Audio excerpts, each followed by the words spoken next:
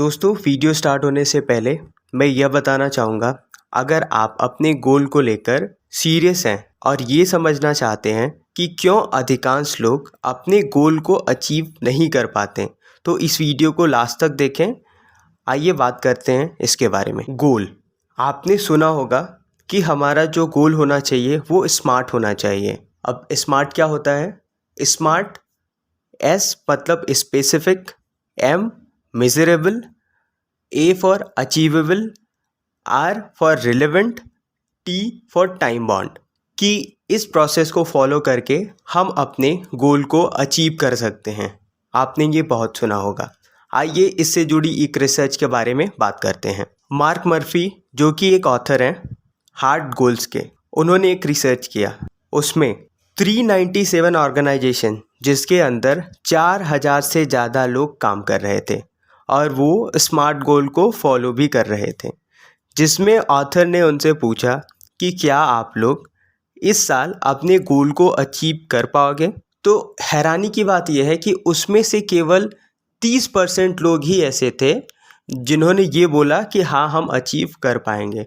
70% ऐसे लोग थे जिनको ये विश्वास ही नहीं था कि वो अपने गोल को अचीव भी कर पाएंगे। दरअसल ये स्मार्ट गोल की प्रॉब्लम ये है ना कि ये बहुत लॉजिक के हिसाब से चलता है, ये लॉजिक बेस्ड है। तो मार्क मर्फी का ये कहना था कि जो हमारे गोल होने चाहिए ना, वो स्मार्ट नहीं हार्ड होने चाहिए। आइए हम हार्ड गोल्स के बारे में समझते हैं।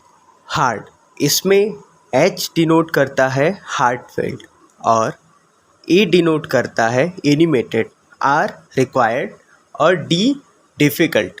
आइए हम इसे बारी बारी से समझते हैं।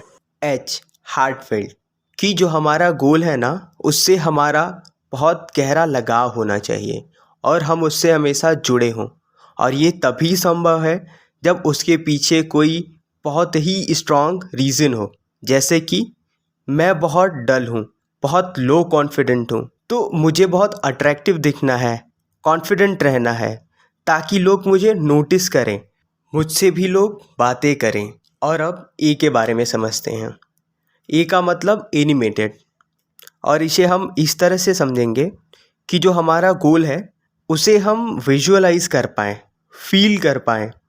सपोज़ कि हम कोई पहाड़ चढ़ रहे हैं और हम उस पहाड़ पर सफलतापूर्वक चढ़ गए, तो वहाँ से कितना सुंदर नज़ारा होगा, कितनी शांति होगी, हमें कितना सुकून मिलेगा। तो हम अपने गोल को विजुअलाइज कर पाएँ, अच्छे से फील कर पाएँ, तभी हम उसके लिए अपने आप को प्रेरित कर पाएंगे। और अब समझते हैं आर के बारे में। यहाँ पर इसका मतलब रिक्वायर्ड होता है, और अब हम इसे ऐसे समझते हैं कि जो हमारा गोल है वो हमारे लिए कितना रिक्वायर्ड है, इसके लिए हम क्या क्या सैक्रिफाइस कर सकते हैं। दरअसल हमें अपने गोल की अहमियत पता होनी चाहिए। जब अहमियत हमें पता होगी तब हम छोटी छोटी चीज़ों को सैक्रिफाई कर सकते हैं इसके लिए, और वो हमारे गोल के बीच में बाधा ना बने। और अब लास्ट पॉइंट डी, यहाँ पर इसका मतलब डिफ़िकल्ट होता है, और हमें ये पता होना चाहिए कि हमारा गोल कितना डिफ़िकल्ट है, कैसी कैसी डिफ़िकल्टीज आ सकती हैं, इसका हमें अंदाज़ा होना बहुत ज़रूरी है। एग्ज़ाम्पल के तौर पे समझते हैं कि अगर हमें मसल गेन करना है तो हमें एक अच्छी डाइट फॉलो करनी पड़ेगी, हमें अपने जंक फूड को सैक्रिफाई करना पड़ेगा, एक डेली रूटीन भी फॉलो करना पड़ेगा, तो जाके कहीं हम अच्छी क्वालिटी ऑफ मसल को गेन कर पाएंगे। दरअसल हमारे गोल में आने वाले जो डिफ़िकल्टीज़ है ना, या फिर जो चैलेंजेस है ना, उसके बारे में हमें पता होना बहुत ज़रूरी है। तभी हम अपने आप को उसके अनुसार प्रिपेयर कर पाएंगे, हमें अंदर से स्ट्रेंथ मिलेगी और वो हमारे गोल को अचीव करने में हमारी मदद करेगी।